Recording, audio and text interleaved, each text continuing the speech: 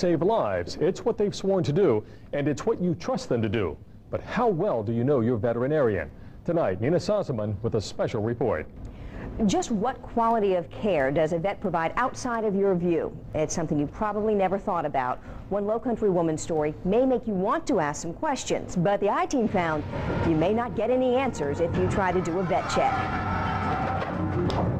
Would you like to have a treat? Marcia Rosenberg loves her cats. My animals are very, very precious to me. And when she got a new kitten called Pumpkin, she did the responsible thing and made an appointment to have her spayed. Particularly down. She made the appointment with Dr. Stanley Gorlitsky, a Mount Pleasant veterinarian. She was a healthy, normal kitten. Healthy when she went in. But when Marcia returned to the vet to pick Pumpkin up, she got concerned. They took the cat carrier from me and returned a few minutes later with Pumpkin in the cat carrier, and it was clear to me that she was still fully under anesthesia. She was not sleeping. She was totally out. Marcia took Pumpkin home. The next several hours, Marcia watched the kitten come out of anesthesia. She was gagging and writhing. It was very frightening to me. It was very painful because I have no medical training. I didn't know what to do. She stayed up with Pumpkin all night. By morning, Marcia says the kitten was worse. Its surgical incision looked infected. She called Dr. Gorlitsky. He said, just put some Neosporin on it. But the second day, she knew something was wrong. It was very bulging. Marcia took Pumpkin in. He examined it. He sprinkled some, what he said was antiseptic powder on her, the site of the incision, and wrapped her up with a belly bandage several times and said, you know, you can bring her back in a few days for me to check her. Marcia says Dr. Gorlitsky never took Pumpkin's temperature at that time, and some of her concern went from her cat to Gorlitsky.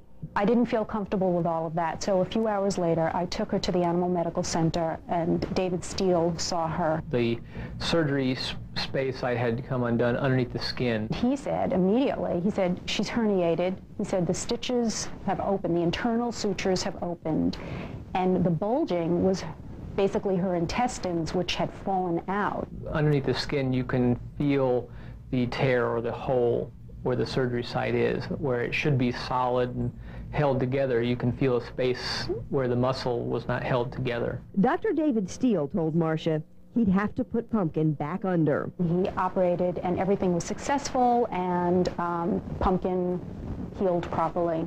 A happy ending. But what Dr. Steele told Marcia next came as a complete surprise. I have seen some other patients coming from Dr. Gorlitsky's office that have had some problems that came in for second opinion. But Steele says it's not uncommon to get a second opinion. But Marcia filed a complaint with the State Vet Board, the agency that regulates veterinarians, and she wondered if anyone else had. So she searched online. Dr. Gorlitsky had a clean bill of health according to that website. That website, the South Carolina Office of Labor Licensing and Control, showed no disciplinary actions against Dr. Gorlitsky. We contacted the state. By law, we cannot identify what complaints have been filed against a veterinarian. And got nowhere. When the I-Team filed a Freedom of Information request, we learned Dr. Gorlitsky got his degree from the University of Bologna, Italy. We also found out he had practiced in Ohio. So the I-Team filed a Freedom of Information request in Ohio. And look what we uncovered. The state suspended his license for, quote, gross incompetence. We also noticed something else, something chilling.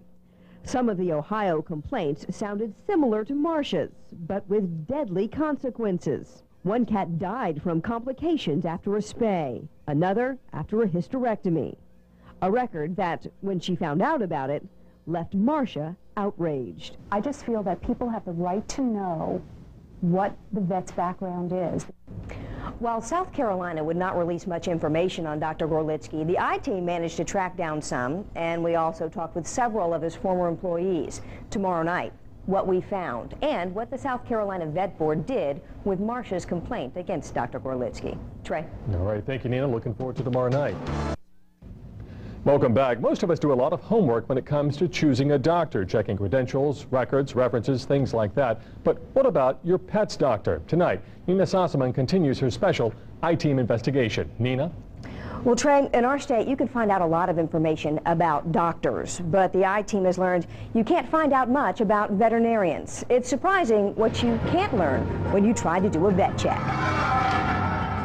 This kitten nearly died after a spay procedure done in this pet clinic. The stitches came undone underneath the skin. The kitten's owner, Marcia Rosenberg, filed a complaint with the state against the vet who performed the procedure, Dr. Stanley Gorlitsky.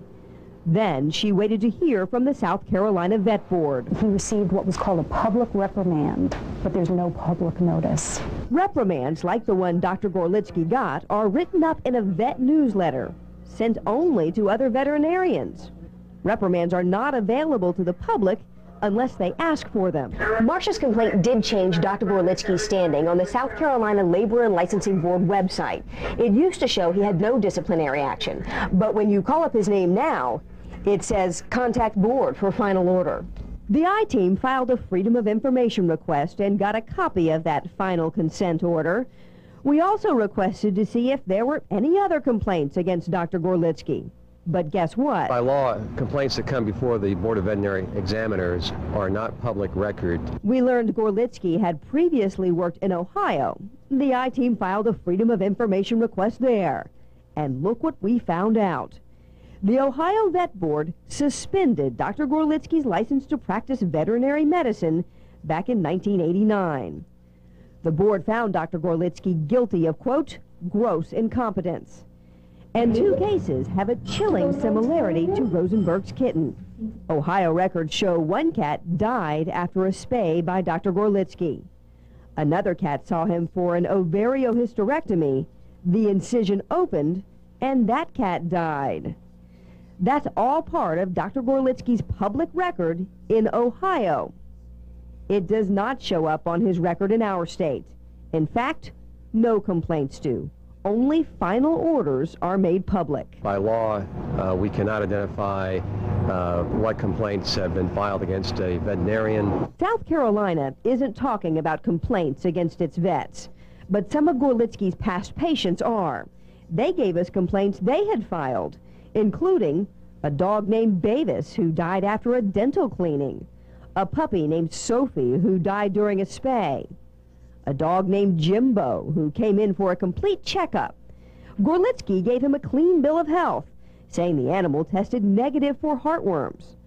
3 days later, Jimbo got very ill, was taken to another vet, and tested positive for whipworm, roundworm, hookworm, and heartworm.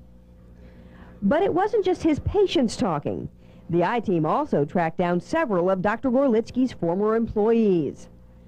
This report was given to the vet board by Betsy Arrington. She worked for Gorlitsky and filed her own formal complaint against him. She also turned in this report after she was contacted by an investigator for the vet board. In it, Arrington says, among other things, Dr. Gorlitsky didn't properly wash equipment and didn't monitor animals in his care. None of what we've told you and shown you is on Dr. Gorlitsky's public record. In fact, the only case made public in South Carolina is Marcia's case. In that case, Gorlitsky signed it, admitting he never took Pumpkin's temperature during a follow-up visit, didn't keep proper documentation of her surgery, and he acknowledges the care he gave Pumpkin was, quote, not within the appropriate standard of care for a vet in South Carolina. So did he lose his license to practice? No. His penalty? Pay the cost of the investigation, $251, and complete 20 hours of continuing education in surgery by the end of this year. In each instance, including mine, he seems to get a slap on the wrist. What does Dr. Gorlitsky say about all of this? We tried repeatedly to speak with him, left messages at his clinic, waited for hours outside of his clinic, and called him numerous times at his home. When I finally got him on the phone and gave him the opportunity to respond, he said he had no comment and said it was disgusting to have me calling him, and then he hung up on me. And while I spoke with several people who say they've been interviewed by an investigator for the state vet board, the vet board will not confirm or deny it is investigating him. Today, Dr. Stan Gorlitsky continues to practice veterinary medicine in Mount Pleasant. And if you want to try to do a vet check on your own veterinarian, there are several ways to get what information is available. Log on to our website, wcbd.com, and we have a link to the LLC, the state licensing website. Also, we have spoken with several lawmakers who are considering legislation that would change the way complaints against vets are handled. Count on the I-Team to let you know what happens there. Trey. Some disturbing reports. Thank you very much, Nina. Let's switch gears a little bit. Have you been outside? It just keeps getting warmer and warmer. So where are the cooler temperatures hiding at? Rob Fowler's in the Weather Center. He's got some answers for you coming up next.